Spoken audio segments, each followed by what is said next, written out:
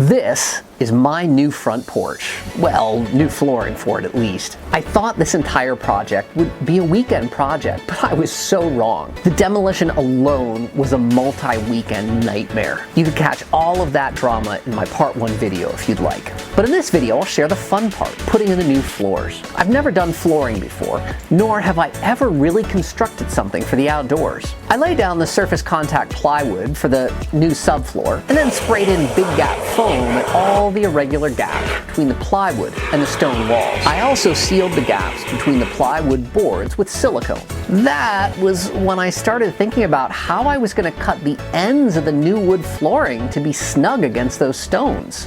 What I was thinking is I take this little template-y thingy, push it up against the boulders, and just cut the ends of the boards to meet that template, and have the boards fit up snug right along here. Then I started doing some math, figuring, all right, maybe it'll take me 10 to 15 minutes per board to get it all laid out. And the math said that it would take me maybe as many as 20 hours to lay down and attach all the boards on here. For me, that would be 4 or 5 days worth of work. Renting a floor stapler would have cost more than just buying a new tool, so hey, at least I got a new tool out of it. Then I started thinking about the ends.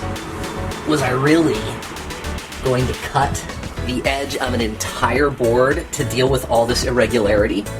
Not only that, but some of the gaps here would still be visible, and water might still be able to get down into the basement. I thought maybe I could use flexible quarter round molding and just run that right on top of the boards and the rock. But even then, the rock surface is really irregular. That's still going to leave me with some pretty big gaps. The original construction handled this problem by putting a little concrete layer right on top of the boards. So the original boards were down here, and then this was laid right on top. It allowed water to go through, but it hid that messy border. I think I may need to repeat this and pour a little concrete all along the edge so that the boards have a nice smooth edge to butt up against, and I've got a little bit of extra protection to make sure that water doesn't get through. Well, I've been avoiding concrete for a long time because I feel like I don't know what I'm doing, but here I am. I cut the rounded edge off a long 2x4 and used that as a form. Then I started filling in the concrete. Well, this looks absolutely terrible. I don't think I put enough water into the concrete in the first batch. This is a little bit better.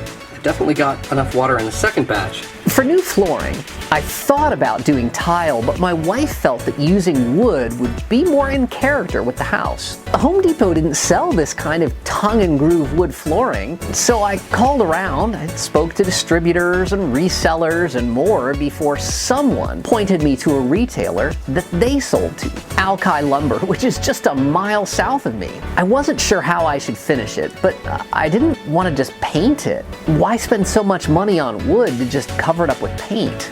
The salesman at Alki Lumber recommended that I use Q-Tex Extreme. I can't say it was easy to apply. I had to coat all 6 sides of so many boards and then let them dry for at least 2 days before laying them down.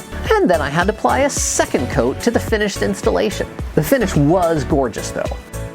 I was done and it was mid-October. I had beat the rainy season. Except I wasn't done. November of 2021 was the rainiest on record for Seattle. And one exceptionally stormy day, when the rain was horizontal from the ocean, blowing right up onto my new porch, water started running into my office in the basement below. I had sealed everything except for the gap between the new flooring and the flooring inside the house. That gap had always been there, and now I knew why the carpet in the basement was discolored along a straight line. I stuffed an L-shaped length of metal roof flashing underneath the aluminum siding and sealed the bottom with clear roofing caulk. For the door itself, I removed the existing threshold, filled in the gaps with foam, and then sealed a replacement threshold with silicone. We haven't had any horizontal rain since to test it, but here's hoping. This is my new house in West Seattle.